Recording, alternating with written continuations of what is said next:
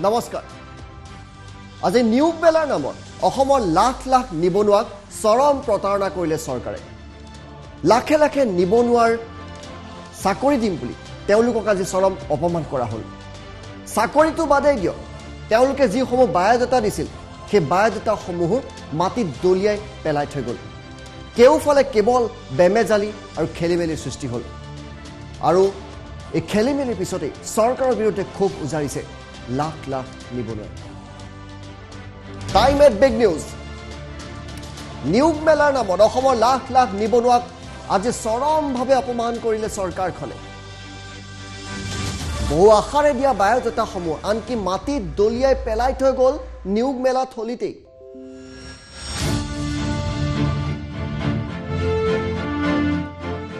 ৰাজ্যৰ প্ৰান্তে প্ৰান্তে এই নিয়োগ মেলা ব্যাপক বিসংগতি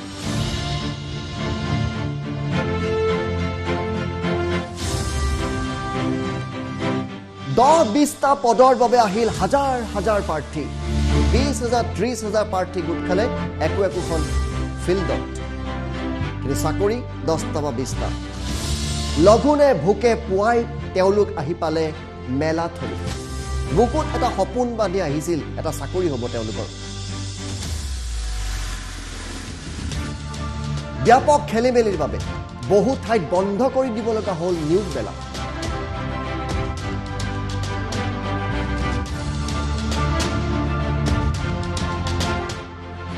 চৰকাৰৰ বিৰুদ্ধে এতিয়া ক্ষোভ উজাৰিছে নিবনুৱাসকলে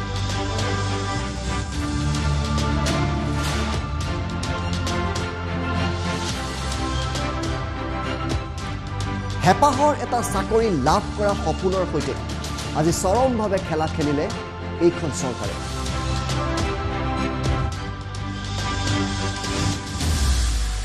আনকি চৰকাৰী বিজ্ঞাপনতো ব্যাপক বিসংগতি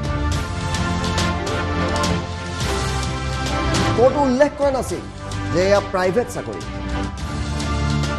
নিয়োগ মেলাৰ দৃশ্য দেখিলে আপুনি বুজিব যে অসমৰ নিবনুৱাৰ আজি কি অৱস্থা এটা চাকৰিৰ বাবে যেতিয়া হাজাৰ হাজাৰ লোক গোট খাব নিয়োগ মেলাৰ নামত অসমৰ লাখ লাখ নিবনুৱাক চৰম অপমান চৰকাৰৰ আমি প্ৰথমটো দৃশ্য আপোনাক গুৱাহাটী দেখুৱাইছোঁ যে কিদৰে বায়োডাটাসমূহ দলিয়াই পেলাই থৈ যোৱা হৈছে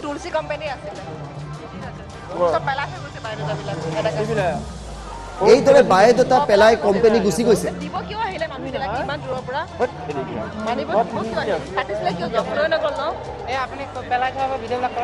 গুৱাহাটীতে এই অৱস্থা এবাৰ বৰপেটালৈ গৈছো বৰপেটাৰ দৃশ্য দেখুৱাম এবাৰ ডকুমেন্টছ কৰি আছে এনেকে এই অসমৰ জব মেলা এয়া একোখন কেৱল কাগজ নহয় এই কাগজবিলাকত অসমৰ লাখ লাখ নিবনুৱাৰ একোটা সপোন থাকে আৰু সেই সপোনবোৰ এইদৰে মাটিত দলিয়াই দিলে নিয়োগ মেলাৰ নামত চাকৰি বাদেই দিয়ক বায়োডাটাখনকো সন্মান দিব নাজানিলে আৰু এটা এটা চাকৰিৰ বাবে কিমান হাজাৰ হাজাৰ লোক আহিছিল এটা এটাকৈ আমি দৃশ্য দেখুৱাম তাৰপিছত দেখুৱাম চৰকাৰৰ বিধায়কসকলে কি কৈছিল কিদৰে চৰকাৰে চাম্পাচি ল'ব বিচাৰিছিল চৰকাৰী বিজ্ঞাপনত কিমান বিসংগতি আছিল দেখুৱাই যাম এটা এটাকৈ আমি কিদৰে মানুহ আহিছে এয়া চাওক এটা চাকৰিৰ বাবে ভাবিছিলে ঘৰলৈ এটা যাওঁতে উভতি যাওঁতে লগত এটা চাকৰি লৈ যাব এয়া ধুবুৰী দৃশ্য দেখুৱাইছোঁ আমি বহু জিলাৰ দৃশ্য এটা এটাকৈ দেখুৱাম এয়া ধুবুৰীত কি অৱস্থা এটা চাকৰিৰ বাবে এইদৰে ৰাইজ ওলাই আহিছে তেওঁলোকৰ মন্তব্য আমি কিছু সময়ৰ পিছত শুনাম সেই মন্তব্য শুনিলে আপোনাৰ দুখ লাগিব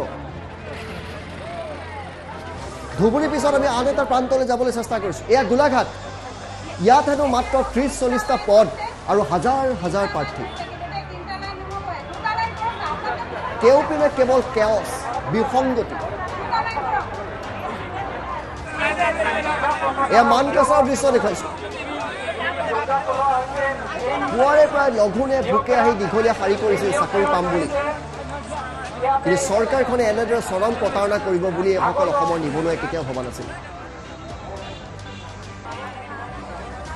লখিমপুৰৰ দৃশ্য দেখুৱাইছোঁ সকলোতে কেৱল একেই দৃশ্য আৰু এই দৃশ্যবিলাকে বুজাই দিব যে অসমত নিবনুৱাই কি ভয়ংকৰ ৰূপ লৈছে ৱাক ইন ইণ্টাৰভিউ পাতিছিল তাৎক্ষণিক ইণ্টাৰভিউ অসম চৰকাৰে বিজ্ঞাপন দি মাতিছিল চাকৰিটো বাদেই দিয়ক বায়'ডাটা কেইখনো মাটিত দলিয়াই পেলাই থৈ গুচি গ'ল।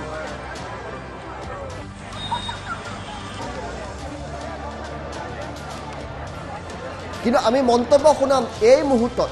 আমি আমাৰ কাৰ্যবাহী সম্পাদক জ্যোতিদ্বীপ বৈশ্যৰ কাষলৈ যাম। জ্যোতিদ্বীপ বৈশ্য, নিবনুৱাৰ সৈতে চৰমভাৱে হেতালি খেলা হ'ল। ঋতুস্মিন চাওক, আজি ৰাজ্যৰ বিভিন্ন প্ৰান্তত ৰাজ্য চৰকাৰৰ তৰফৰ পৰা এটা বিজ্ঞাপন দিয়া হৈছিল আৰু নিবনুৱাসকলক কোৱা হৈছিলে যে আপোনালোক আহক আৰু অহাৰ পিছত আপোনালোকে বায়'ডাটা লৈ আহক আৰু আপোনালোকৰ যোগ্যতাৰ ওপৰত ভিত্তি কৰি আপোনালোকক চাকৰি দিয়া হ'ব। আজি যি পৰিৱেশ ৰাজ্যৰ বিভিন্ন প্ৰান্তত দেখিবলৈ পোৱা গ'ল, এই পৰিৱেশৰ পৰা কি প্ৰমাণ হৈছে যে ৰাজ্যত নিবনুৱা সমস্যা কিমান ভয়াৱহ, শিক্ষিত নিবনুৱা আচলতে কিমান অতি দ্ৰুতগতিত বৃদ্ধি পাইছে। আজি ৰাজ্যৰ বিভিন্ন প্ৰান্তত য'ত হাজাৰ হাজাৰ নিবনুৱা সমবেত হৈছে তাৰ পৰা এই কথা অনুমান কৰিব পাৰি, প্ৰথম কথা। দ্বিতীয় কথা, আজি যি এই নিয়োগ মেলা অনুষ্ঠিত কৰা হৈছিলে, এই নিয়োগ মেলা সম্পূৰ্ণৰূপে মিছমেনেজমেণ্ট হৈছে। সমগ্ৰ ৰাজ্যত প্ৰতিখন জিলাত যদি চায় প্ৰতিটো প্ৰান্তত মিছমেনেজমেণ্ট হৈছে। তৃতীয় কথা, যিসমূহ বায়'ডাটা যিসকল নিবনুৱা আছিলে তেওঁলোকে লৈ আহিছে, বায়'ডাটাবোৰ এটা চুকত পেলাই দিয়া হৈছে। এইটো অতিকৈ দুৰ্ভাগ্যজনক কথা। এগৰাকী যেতিয়া ব্যক্তিয়ে, এগৰাকী ছাত্ৰ বা ছাত্ৰীয়ে, যুৱক যুৱতীয়ে বায়'ডাটাখন যেতিয়া লৈ যায়, এটা আশাত লৈ যায়, এই বায়'ডাটাসমূহ পেলাই দিয়া হৈছে। চতুৰ্থতে, তেওঁলোকৰ কোনো ধৰণৰ বিভিন্নজনক নিয়োগ মেলাত আচলতে মতাও হোৱা নাই আৰু যোৱাৰ পিছতো তেওঁলোকক মতা নহ'ল আৰু তেওঁলোকক তাৰ পৰা গুচি যাবলৈ কোৱা হ'ল। এই সমগ্ৰ বিষয়টোত যদি চাই চৰকাৰৰ তৰফৰ পৰা কি বিজ্ঞাপন দিয়া হৈছিলে এই মুহূৰ্তত মই দেখুৱাব বিচাৰিছোঁ। মই প্ৰথমতে মাই গভ আছামৰ এই 23 ঘণ্টাৰ আগৰ এই বিজ্ঞাপনটোত লৈ গৈছোঁ, য'ত তেওঁলোকে নিজৰ সামাজিক মাধ্যমৰ জৰিয়তে লিখিছে। কি লিখিছে? শিক্ষিত নিবনুৱাৰ বাবে অসমৰ কেতবোৰ জিলাত অনুষ্ঠিত হ'ব নিয়োগ মেলা। অসম চৰকাৰৰ দক্ষতা, নিয়োগ আৰু উদ্যমিতা বিভাগৰ এই বিশেষ পদক্ষেপক তাৎক্ষণিক সাক্ষাৎকাৰৰ জৰিয়তে নিয়োগ প্ৰত্যাশীৰ যোগ্যতা বিবেচনা কৰা হ'ব। এয়া তেওঁলোকে স্পষ্টভাৱে লিখিছে যে এই নিয়োগ মেলাখন অসম চৰকাৰৰ উদ্যোগত হৈছে। এতিয়া আমি আপোনালোকক বিজ্ঞাপনটো দেখুৱাম। নিবনুৱাসকলৰ বাবে এক সুবৰ্ণ সুযোগ, তাৎক্ষণিক সাক্ষাৎকাৰ, জিলা পৰ্যায়ত নিয়োগ মেলা, দক্ষতা, নিয়োগ উদ্যমিতা বিভাগ, অসম চৰকাৰৰ বিশেষ উদ্যোগ। অৰ্থাৎ অসম চৰকাৰৰ এইটো এটা ইনিচিয়েটিভ এই বিজ্ঞাপনত তেওঁলোকে লিখি দিছে। দ্বিতীয়তে তেওঁ লিখিছে ৰাষ্ট্ৰীয় কেৰিয়াৰ সেৱা প্ৰকল্পৰ অধীনত ভাৰত চৰকাৰৰ এক পদক্ষেপ। অৰ্থাৎ ভাৰত চৰকাৰৰ এইটো এটা ইনিচিয়েটিভ, অসম চৰকাৰৰ এইটো এটা ইনিচিয়েটিভ। তাৰ লগতে লিখিছে প্ৰাৰ্থীসকলে নিজৰ বায়'ডাটাৰ দুখন প্ৰতিলিপি অনাটো বাধ্যতামূলক। জনতাৰ চৰকাৰ মাই গভ আছাম, অৰ্থাৎ ৰাজ্য চৰকাৰৰ তৰফৰ পৰা বিজ্ঞাপন দি তেওঁলোকে এখন তালিকা ডেট দিছে, জিলা ভিত্তিক কোন কোন জিলাত অনুষ্ঠিত হ'ব আৰু এই কথা উল্লেখ কৰিছে। ইয়াত যেতিয়া যিসকল আচলতে যুৱক যুৱতী আছিলে, যিসকলে চাকৰিৰ বাবে গৈছিলে, এই বিজ্ঞাপনটোত কোনো এটা প্ৰান্ততে কিন্তু লিখা হোৱা নাই যে চাকৰি তেওঁলোকে চৰকাৰী দিব বিচাৰিছে নে তেওঁলোকে ব্যক্তিগত কোম্পানীৰ চাকৰি দিব গৈছে। আজি যেতিয়া যুৱক যুৱতীসকল তালৈ গ'ল চৰকাৰৰ এই বিজ্ঞাপনৰ ওপৰত বিশ্বাস কৰি, কিয়নো মাই গভ আছামৰ যেতিয়া অফিচিয়েল টুইটাৰ আৰু ফেচবুক হেণ্ডেলৰ পৰা দিব অসম চৰকাৰৰ ইনিচিয়েটিভ বুলি ক'ব, স্বাভাৱিকতে ভাবিব যে চৰকাৰে বিশেষ এটা পদক্ষেপ লৈছে। কিন্তু তাত তেওঁলোকে গৈ গম পালে মাত্ৰ কেইটামান ব্যক্তিগত কোম্পানীহে আহিছে, এয়া চৰকাৰৰ চাকৰি নহয়, প্ৰথম কথা। দ্বিতীয় কথা, যিসমূহ চাকৰি ওলাইছে অতিকৈ কম সংখ্যক চাকৰি ওলাইছে। হাজাৰ হাজাৰ যুৱক যুৱতী গৈছিলে, তেওঁলোকে কেইটা জব ওলাইছে, কিমানটা বিভাগত ওলাইছিলে, সকলো কথা আচলতে এই বিজ্ঞাপনটোত ইনক্লুড কৰিব লাগিছিলে। কোন কোন কোম্পানী আহিব এই বিজ্ঞাপনটোতে তেওঁলোকে দিব লাগিছিলে সামাজিক মাধ্যমত এই বিজ্ঞাপনটো দিয়াৰ পূৰ্বে। তেতিয়া হয়তো নিবনুৱা যুৱক যুৱতীসকলে গম পালে যে 20টা পদ ওলাইছে আৰু এইকেইটা ব্যক্তিগত সংস্থা, হয়তো ইমান সংখ্যক ছাত্ৰ ছাত্ৰী নিবনুৱা তালৈ নগ'লহেঁতেন। প্ৰথম কথা। দ্বিতীয় কথা চাওক, কোনে কোনে শ্বেয়াৰ কৰিছে এই বাতৰি। আমি ৰূপক শৰ্মাৰ ফেচবুক একাউণ্টলৈ লৈ গৈছোঁ। নগাঁৱৰ বিজেপিৰ বিধায়ক ৰূপক শৰ্মাই এয়া ফেচবুকত 8 ঘণ্টাৰ আগতে তেওঁ শ্বেয়াৰ কৰিছে। বিজেপিৰ বিধায়কগৰাকীয়ে নিজৰ ফেচবুকত কি লিখিছে মই আপোনালোকক এই মুহূৰ্তত দেখুৱাবলৈ চেষ্টা কৰিছোঁ। ৰূপক শৰ্মাই লিখিছে, শিক্ষিত নিবনুৱাৰ বাবে অসমৰ কেতবোৰ জিলাৰ লগতে আজি নগাঁও জিলাতো অনুষ্ঠিত হ'ব নিয়োগ মেলা। অসম চৰকাৰৰ দক্ষতা, নিয়োগ আৰু উদ্যমিতা বিভাগৰ এই বিশেষ পদক্ষেপক তাৎক্ষণিক সাক্ষাৎকাৰৰ জৰিয়তে নিয়োগ প্ৰত্যাশীৰ বাবে যোগ্যতা বিবেচনা কৰা হ'ব। মূলত যুৱ শক্তি সংস্থাপনৰ বাবে চৰকাৰৰ এই অভিনৱ পদক্ষেপক শলাগ লৈছোঁ। নিয়োগ মেলাত কেইটা চাকৰি আহিছে, কি আহিছে তেওঁ হয়তো গম নাপায়, কিন্তু চৰকাৰে এড দিছে, পিছত গম পাইছে যে ব্যক্তিগত কোম্পানীৰ ইয়াত নিয়োগ মেলা আৰু তেওঁ চৰকাৰক ধন্যবাদেই জনাই দিলে আৰু শিক্ষিত নিবনুৱাসকলক আহ্বান কৰিছে। তাৰপিছত তেওঁ লিখিছে, চাওক, নগাঁও জিলাৰ প্ৰাৰ্থীসকলৰ বাবে নিয়োগ মেলা অনুষ্ঠিত হ'ব জিলা নিয়োগ বিনিময় কেন্দ্ৰ নগাঁৱৰ কাৰ্যালয়ত। নগাঁও জিলাৰ লগতে নিয়োগ মেলাৰ বাবে অসমৰ আন তালিকাভুক্ত স্থানসমূহতো যোগ্যতা সম্পন্ন নিবনুৱাসকলক সাক্ষাৎকাৰত অৱতীৰ্ণ হ'বলৈ অনুৰোধ জনালো এতিয়া এগৰাকী যেতিয়া বিজেপিৰ চৰকাৰী বিধায়কে নগাঁৱৰ সকলো শিক্ষিত নিবনুৱা যুৱক যুৱতীক ক'ব যে আপোনালোক আহক নগাঁও জিলাৰ আপোনালোকে নগাঁও বিনিময় কেন্দ্ৰলৈ জিলা নিয়োগ বিনিময় কেন্দ্ৰলৈ আহক আপোনালোকে তাত আহি চাকৰিৰ বাবে আবেদন কৰক স্বাভাৱিকতে যাব আৰু তাৰপিছত এই বিজ্ঞাপনটো দি দিছে ইয়াত তেওঁ লিখি দিয়া নাই যে চৰকাৰে উদ্যোগ লৈছে ব্যক্তিগত 10টা প্ৰতিষ্ঠানে আহি দিব এগৰাকী দেখুৱাল সুশান্ত বৰগোহাঁই নতুনকৈ বিজেপিত গৈছে নতুন বিজেপিৰ বিধায়ক সুশান্ত বৰগোহাঁই চাওক সুশান্ত বৰগোহাঁই 21 ঘণ্টাৰ আগতে এই বাতৰি শ্বেয়াৰ কৰিছে অৰ্থাৎ মাই গভ আছামে যি কথা লিখিছে শিক্ষিত নিবনুৱাৰ বাবে এয়াও তেখেতে সামাজিক মাধ্যমত নিজৰ চাৰ্টিফাইড ফেচবুক পেজত তেখেতেও শ্বেয়াৰ কৰিছে আন এগৰাকী বিজেপি বিধায়কে শ্বেয়াৰ কৰিছে স্বাভাৱিকতে বিধায়কগৰাকীৰ ফলোৱাৰ থাকে হাজাৰ হাজাৰ নিবনুৱা আছে তেওঁলোকে হয়তো ভাবিছে চৰকাৰে ইনিচিয়েটিভ লৈছে গতিকে তাতো গৈছে জয়ন্ত মল্ল বৰুৱা আন এগৰাকী মই আপোনালোকক লৈ গৈছো বিধায়ক বিজেপিৰে বিধায়ক এয়া জয়ন্ত মল্ল বৰুৱাৰ ফেচবুক একাউণ্ট 22 ঘণ্টা আগতে লিখিছে নিবনুৱাসকলৰ বাবে নিয়োগ প্ৰাপ্তিৰ সুবৰ্ণ সুযোগ দক্ষতা নিয়োগ আৰু উদ্যমিতা বিভাগ অসম চৰকাৰৰ বিশেষ উদ্যোগত কামৰূপ মেট্ৰ' জিলা নিয়োগ বিনিময় কেন্দ্ৰৰ কাৰ্যালয় ৰিহাবাৰী 23 ডিচেম্বৰত আৰু 4 জানুৱাৰীত আয়োজন কৰা হৈছে নিয়োগ মেলা এই নিয়োগ মেলাত ব্যক্তিগত খণ্ডৰ তেওঁ অৱশ্যে ব্যক্তিগত খণ্ডৰ কথা উল্লেখ কৰিছে যে তাৎক্ষণিক সাক্ষাৎকাৰৰ জৰিয়তে বিবেচনা হ'ব কিন্তু জয়ন্ত মল্ল বৰুৱাই একমাত্ৰ ব্যক্তিগত খণ্ডৰ কথা উল্লেখ কৰিছে বাকী দুগৰাকীয়ে ক'তো উল্লেখ কৰা নাই চৰকাৰক ধন্যবাদ জনাইছে প্ৰধান বৰুৱা মই আপোনালোকক দেখুৱাইছোঁ প্ৰধান বৰুৱাইও এই একেই কথা উল্লেখ কৰিছে গতিকে ইয়াত যেতিয়া চৰকাৰৰ তৰফৰ পৰা এই বিজ্ঞাপন দিয়া হ'ব আৰু বিজ্ঞাপনত যেতিয়া ৰাজ্যৰ বিভিন্ন প্ৰান্তৰ পৰা নিবনুৱা যুৱক যুৱতীসকল তাত আহিছে প্ৰথম কথাটো কি ঋতুস্মিন আপুনি যদি চাই আজি যি এয়া বিভাগৰ তৰফৰ পৰা যি স্কিল ডেভেলপমেণ্ট বিভাগৰ তৰফৰ পৰা নিয়োগ মেলা আয়োজন কৰা হৈছিলে নিবনুৱাৰ বাবে ভাল কথা আয়োজন কৰাটো ভুল হ'ব নোৱাৰে কিন্তু তেওঁলোকে কিমান চিষ্টেমেটিক কিমান পদ্ধতিগতভাৱে এই প্ৰক্ৰিয়া অনুষ্ঠিত কৰিছিলে প্ৰথম কথা দ্বিতীয় কথা ছাত্ৰ ছাত্ৰীসকলৰ বায়'ডাটা একাষত বিভিন্ন প্ৰান্তত পেলাই দিয়া হৈছে এয়া জানো ভাল কথা হৈছে তৃতীয় কথা অসমত নিবনুৱা সমস্যা কিমান ভয়াৱহ হৈছে এই পৰিৱেশ পৰিস্থিতি চাই আপুনি অনুমান কৰিব পাৰিব গতিকে চৰকাৰৰ তৰফৰ পৰা বা স্কিল ডেভেলপমেণ্ট বিভাগৰ তৰফৰ পৰা যেতিয়া সামাজিক মাধ্যমত এনেকুৱা কথা বা মাই গভ আছামৰ তৰফৰ পৰা লিখা হয় স্পষ্টভাৱে তেওঁলোকে এই কথাবিলাক জনাব লাগে যে কিমানটা পদৰ বাবে তেওঁলোকে বিচাৰিছে চৰকাৰক ধন্যবাদ দিয়াৰ পৰিৱৰ্তে কিমানজনক চাকৰি দিয়া হ'ব কেইটা কোম্পানী তাত আহিব এই সকলো কথা হয়তো জনালে এনেকুৱা এটা ঘটনা সংঘটিত নহ'লহেঁতেন আৰু কোনো এগৰাকী নিবনুৱাক আচলতে এনেকুৱা এটা পৰিৱেশৰ মাজত লৈ যোৱাৰ অধিকাৰ কাৰোৰে নাই গতিকে এই বিষয় বস্তুৰ ওপৰত চৰকাৰখনে গুৰুত্ব দিয়াৰ নিতান্তই প্ৰয়োজন আছে হয় জয়ন্ত মল্ল বৰুৱাৰ বাহিৰে বাকী সকলোৱে কিন্তু এয়া এনেধৰণে লিখিছে যে এয়া চৰকাৰী চাকৰি কেৱল এটা বিজ্ঞাপন নহয় মাই গভৰ আৰু এটা বিজ্ঞাপন 21 তাৰিখৰ দিয়া বিজ্ঞাপনতো সেইটো আছে হয় আমি মাই গভৰ আন এটা বিজ্ঞাপন আপোনালোকক লৈ গৈছোঁ 23 ঘণ্টা আগতে টুইটাৰত যদি যায় মাই গভ আছাম এয়া তেওঁলোকৰ চাৰ্টিফাইড টুইটাৰ হেণ্ডেল তাত কি লিখিছে ইংৰাজীত দিয়া হৈছে job fairs are being held by the skill empowerment and entrepreneurship department for the unemployed youth in different district. Interested candidates may visit nearest center in their respective district to appear in the walk-in interview. ইয়াত তাৰপিছত তেওঁলোকে এই তালিকাখন উল্লেখ কৰি দিছে আৰু তালিকাত যদি চাই organise by skill employment and entrepreneurship department govt of Assam a govt of India initiative under national career service project বুলি তেওঁ উল্লেখ কৰিছে candidate should bring 2 copies of CV to the venue আৰু তাৰপিছত তেওঁলোকে সকলো কথা উল্লেখ কৰিছে ইয়াত ক'তো তেওঁলোকে এবাৰো লিখি নিদিলে যে এয়া ব্যক্তিগত প্ৰতিষ্ঠানৰ তৰফৰ পৰা এয়া পতা হৈছে এই কথা উল্লেখ কৰি নিদিলে গতিকে কিমানটা কোম্পানী আহিব এই কথা উল্লেখ কৰি নিদিলে গতিকে ঋতুস্মিত চৰকাৰী বিভাগবিলাকে এনেকুৱা এটা কথা কামৰূপ মেট্ৰ'ও দিছে কামৰূপ মেট্ৰ'ক লৈ এটা বেলেগ এড দিছে হয় কামৰূপ মেট্ৰ'ৰ তৰফৰ পৰাও এড দিয়া হৈছে আমি সেয়াও আপোনালোকক দেখুৱাম কামৰূপ মেট্ৰ'ৰ তৰফৰ পৰাও এড দিয়া হৈছে আপুনি যদি মাই গভটত চাই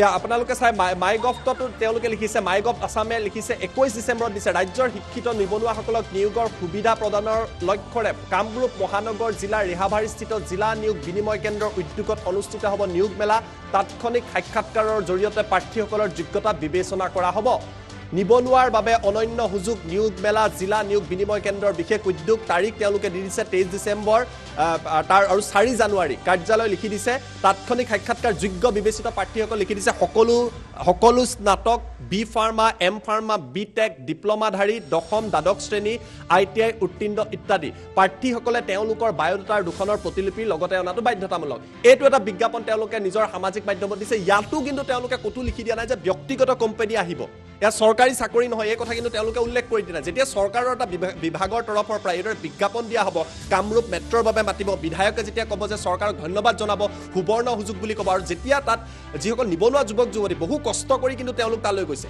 কোনোবাই দিনটো লঘোণে আছে, কোনোবাই কোনো কাম বাদ দি তালৈ গৈছে, কেইটামান পকেটত টকা লৈ গৈছে, আৰু তেওঁলোকক এবাৰ মতাও নহ'ল। আটাইতকৈ দুৰ্ভাগ্যজনক কথা, এই সমগ্ৰ প্ৰক্ৰিয়াটো আচলতে তেওঁলোকে পদ্ধতিগতভাৱে ছিষ্টেমৰ ভিতৰত কৰিব পাৰিলেহেঁতেন। কিমানটা চাকৰি ওলাব, কিমান ওলোৱাৰ সম্ভাৱনা আছে, কোন কোন কোম্পানী আহিব, এই সকলোখিনি কথা যদি তেওঁলোকে উল্লেখ কৰি দিলেহেঁতেন, আজি এই নিবনুৱা যুৱক যুৱতীসকলৰ এনেকুৱা এটা অৱস্থাৰ সৃষ্টি নহ'লহেঁতেন। গতিকে এই সমগ্ৰ পদ্ধতিটোত চৰকাৰে এটা শিক্ষা লোৱা উচিত। চৰকাৰৰ বিভাগসমূহে, যিটো বিভাগে এই সমগ্ৰ নিয়োগমেলা অনুষ্ঠিত কৰিছে, কেৱল ক্ৰেডিট লোৱাতকৈ আচলতে পৰিকল্পিতভাৱে এই অনুষ্ঠান অনুষ্ঠিত কৰা উচিত। আৰু কোনো ব্যক্তিৰে আচলতে এখন বায়'ডাটা এইদৰে পেলাই দিয়াৰ অধিকাৰ নাই, এই কথা কেতিয়াও গ্ৰহণযোগ্য হ'ব নোৱাৰে। হয়, আমাৰ হাতত মন্তব্য আছে, ক্ষোভিত নিবনুৱাৰ মন্তব্য আছে, আমি 2 উইণ্ডত মন্তব্য শুনাবলৈ চেষ্টা কৰি যাম। গভৰ্ণমেণ্ট জব বুলি আমি গভৰ্ণমেণ্ট বুলি ক'লে কি বুজো, যে এটা অৰ্গেনাইজড বস্তু এটা, যাৰ কাৰণে চবেই গভৰ্ণমেণ্ট জব বিচাৰি থাকে, যিটোৰ কাৰণে হয় নে। প্ৰাইভেটত কোনো ঠিকানা নাথাকে, যেতিয়াই তেতিয়াই ওলাই দিব পাৰে। গভৰ্ণমেণ্টত সেইটো এটা চাৰ্টেনিটি থাকে। চাৰ্টেনিটি কেতিয়া থাকে, যেতিয়া মানুহ অৰ্গেনাইজ হয়। আপোনালোকে চাওক এইফালে, তেতিয়াৰ পৰা প্ৰথমতে 3টা লাইন কৰিলে, 3টাৰ পৰা 6টাল হ'ল। 6টাৰ পৰা দেখিলে যে মাইকী মানুহবিলাকে ইয়াতে হেঁচা ঠেলাত দিগদাৰী পাইছে, আৰু সেই ভিতৰত ছাৰ ফালে 2টা লাইন কৰিছে, অকল সৰু সৰু আছিলে। 2 মিনিট 5 মিনিট খুব বেছি হ'ব, চব ইয়াৰে এতিয়া নাই এইফালে লাইন। চাওক, চব মতা মানুহবোৰ গ'বলৈ তাতে লাগি গ'ল।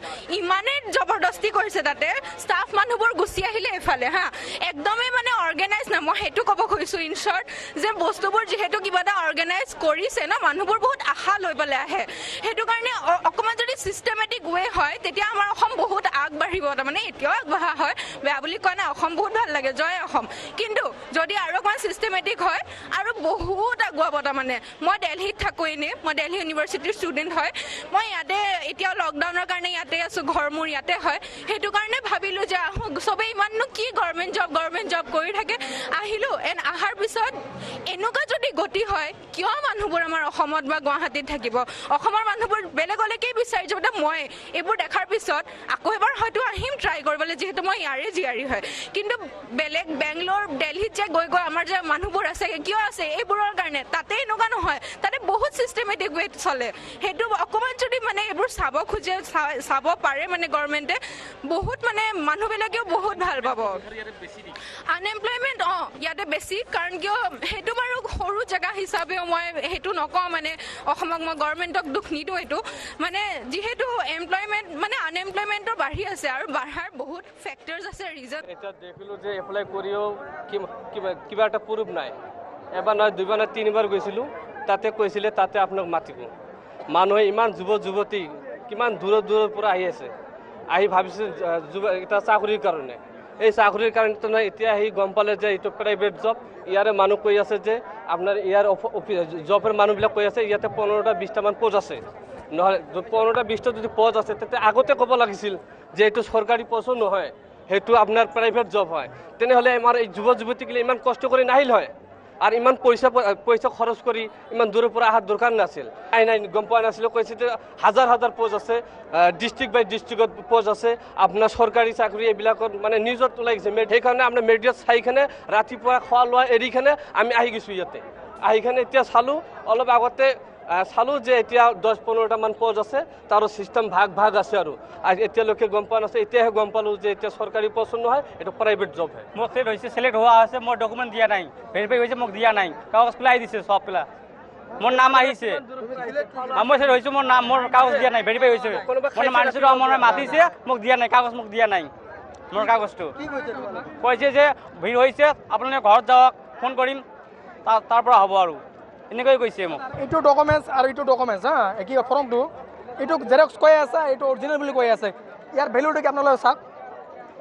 আমি ফাৰ্ষ্ট টাইমত ক'লোঁ যে এইটো কাগজ দিলোঁ, কাগজটো লৈ একদম মানে টেবুলৰ নিচিনা পেলাই দিলে হা। এইটো কাগজ ডিফাৰেঞ্চটো কি আমাক কৈ দিয়ক।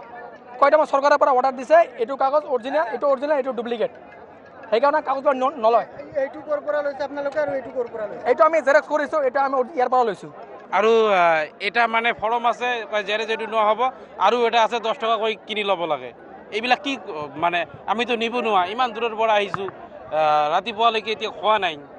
ইয়াৰ পৰা যিখিনি দিছে তাৰ বিনিময়ত 10 টকা অঁ 10 টকা কৰি লৈছে আৰু বাহিৰত মই আমি আহিছোঁ গোটেইকেইটা আহি কাগজ জমা দিছোঁ জমা দিয়াৰ পিছত গোটেইখিনি চাওক কেনেকৈ আপোনালোকে জমা লৈছে ঠিকেই কিন্তু সকলোখিনি পেলাই গুচি গৈছে আমি নিবনুৱা গতিকে নিবনুৱা মূল্য তেওঁলোকে বুজি নাপায় গতিকে কাগজখিনি জমা লৈছে ঠিকেই কিন্তু সকলোখিনি পেলাই থৈ গৈছে এইটো আমি জনাওঁ যিসকলে আচলতে আজিৰ এইখিনি জমা লৈছিল সেইসকলক উচিত শাস্তি দিব লাগে আৰু বিগত সময়ছোৱাত যাতে এনেকুৱা নিবনুৱা ছাত্ৰ ছাত্ৰীসকলে যাতে এনেকুৱা পৰিস্থিতিৰ সন্মুখীন হ'ব লগা নহয় আমাৰ মানে চৰকাৰক ধন্যবাদ জনাব বিচাৰিছোঁ যিহেতু আমাৰ যিসকল কৰ্মসংস্থাপন বিচাৰি আছে যিসকল ল'ৰা ছোৱালীয়ে এইখিনি সুবিধা প্ৰদান কৰাৰ কাৰণে মানে চৰকাৰক ধন্যবাদ জনাইছোঁ আৰু এই সুবিধাটোৰ কাৰণে বহুতো নিবনুৱা যিসকল ল'ৰা ছোৱালী আছে তেওঁলোকে কৰ্মসংস্থাপন পাব বা মানে জীৱনত কিবা এটা কৰিবলৈ উৎসাহ পাব সেইটো কাৰণে গভৰ্ণমেণ্ট জব বুলি আমি গভৰ্ণমেণ্ট বুলি ক'লে কি বুজো